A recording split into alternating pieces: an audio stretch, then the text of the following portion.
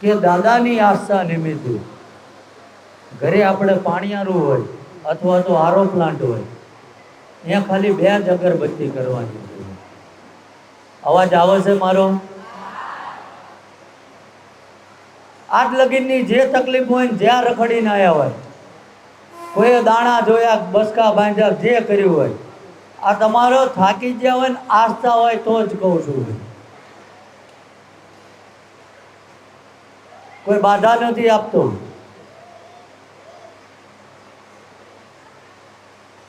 અને આવું 21 દાડા કરીને જો તમે આજ અહીંયા આવ્યા છો, એ પરિસ્થિતિમાં ફેર ના પડે, મારે ગામ મૂકી દેવાનું. પણ તમારો ભાવ હોય તો પછી આપણને લત જ હોય, મારે આય જવું છે ને આ સારું જોવો છે ને આને જોડાઈ લઉં. હશે સાચી જગ્યા, મને કોઈનો વિરોધ નથી, પણ આ જમાનાની અંદર હગો ભયે લાખ રૂપિયા મફત ના આપતો, કોક આપણે અહીંયા પૈસાના દરડા હેના કરી દેશે, કરી દે છે કોઈ?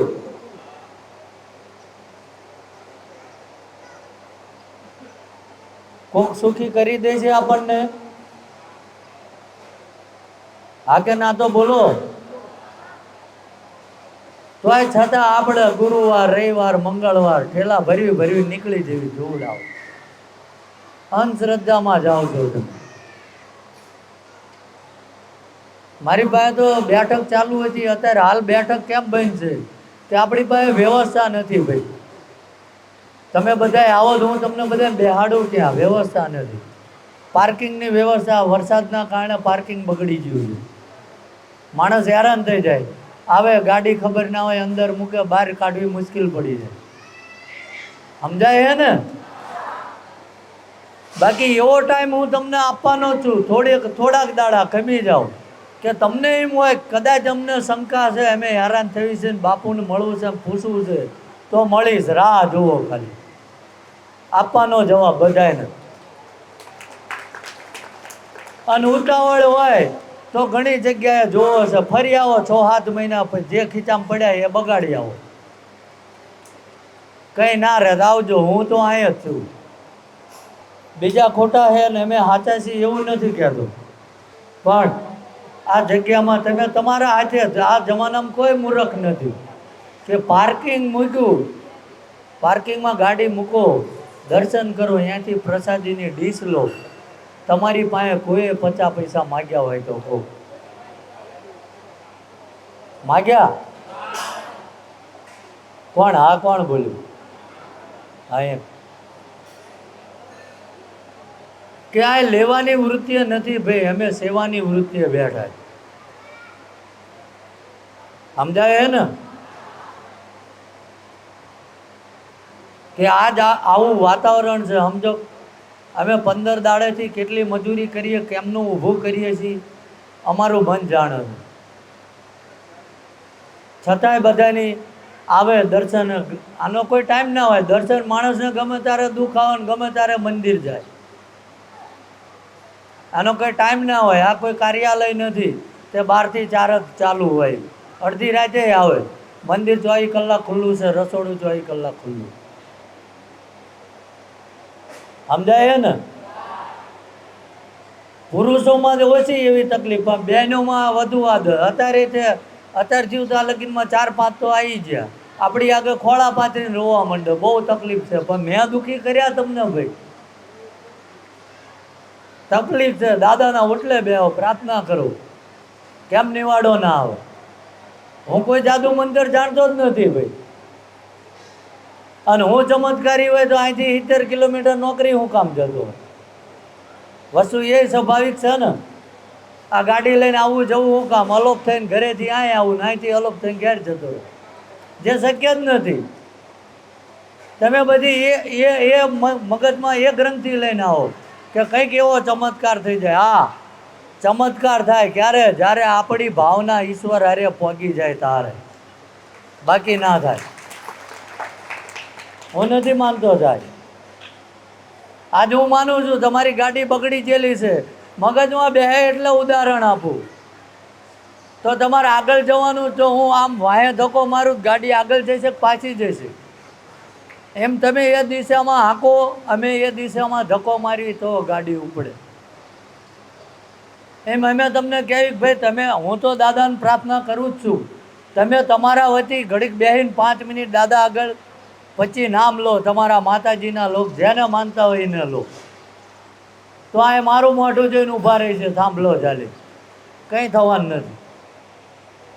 થશે? હા કે ના તો બોલો, થશે. અને મારી પાસે તો એવા બનાવો છે, આવે ઘણા આવે, અમે બાપુ અહીં 2 વરા જ્યાં, એમને કીધું આવું મેલું છે ને શમશાનમાં જ્યાં, 94 પેંડા પોટલા બાંધીને વાળીને મૂકવા જ્યાં. અને મારે ઘણા ગામમાં હું કાર્યક્રમમાં જોઉં છું, ગામના ઝાપામાં પડ્યા હોય, શમશાનની દિશા આવતી હોય ત્યાં પડ્યા હોય, પણ બાપો ખાવા આવે છે અહીંયા આગળ, એ મને કહો. આજ ગમે એવું ભૂત પલિત હોય, કોઈ એક વ્યક્તિ એવું મને સાબિત બતાવો કે એને એ પોટલું, એ બસકું શમશાનમાં 4 રસ્તાએ મૂક્યું, એમાંથી ભૂતે નાસ્તો કર્યો, એવું મને બતાવો. છે તો કઈ દિશામાં જાઓ છો તમે? માત્ર ને માત્ર આપણી લાગણી. ઈશ્વર ક્યારેય આપણી પ્રસાદીનો ભૂખ્યો નથી, આ લખી રાખજો. એ આપણા ભાવનો ભૂખ્યો છે. તમે ઘણા મંદિર જ્યાં છો, મન કોઈનો વિરોધ નથી, પણ મંદિરની આજુબાજુમાં, મંદિરના ઉમરા લગીન એને લગતી વસ્તુ વેચાતી હશે. અહીં છે કોઈ તમને પગ ઝાલીને આવ્યું, નાળિયેર લેતા જાઓ, ચૂંદડી લેતા જાઓ, ફલાણું લેતા જાઓ, આવ્યું? કોઈ બેઠું છે ઓટલા ઉપર બેઠું છે? લાવો ચાંદલો કરી દઉં, 10 રૂપિયા મૂકતા દીજો છે.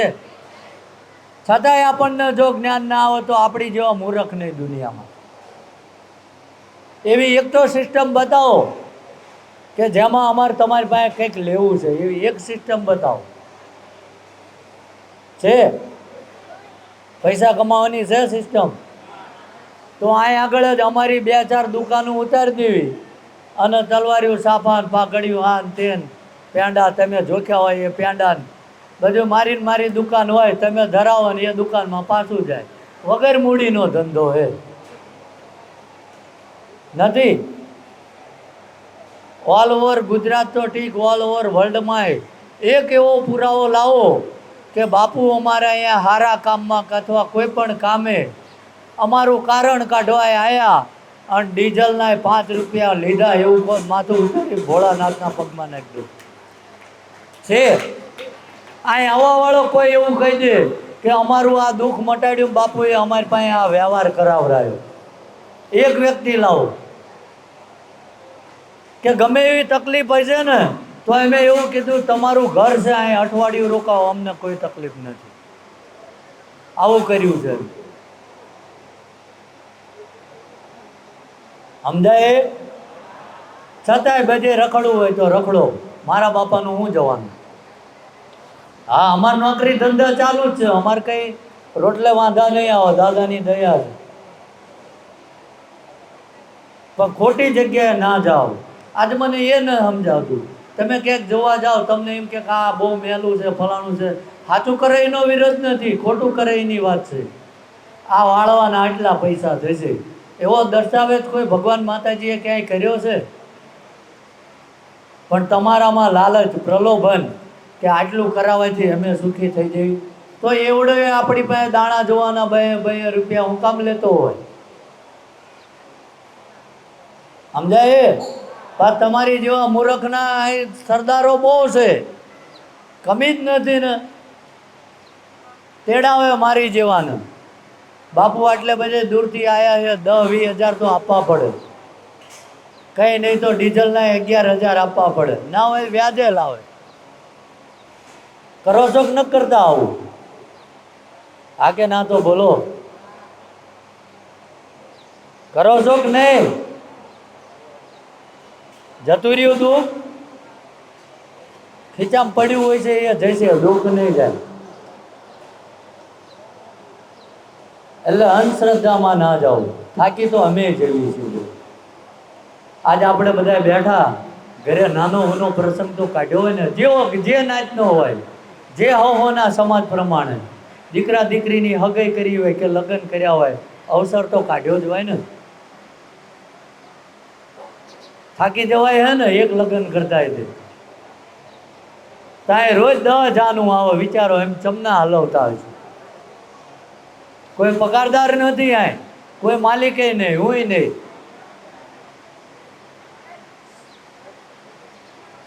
સમજાય? અને બીજું કંઈ ના થાય તો કંઈ નહીં. આ છેલ્લા 9-10 મહિનાના પ્રયાસથી 2.5 લાખથી વધુ યુવાનોએ દારૂ મૂકી દીધો. બીજું કંઈ ના થાય, કંઈ નહીં.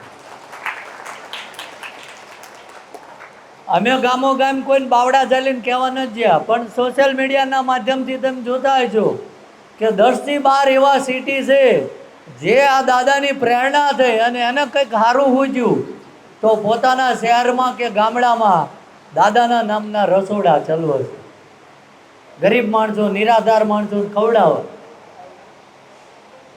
સમજાય ને? અહીંયા કઈ અમે 25 રૂપિયાની ડીશ ના આપતા કોઈ.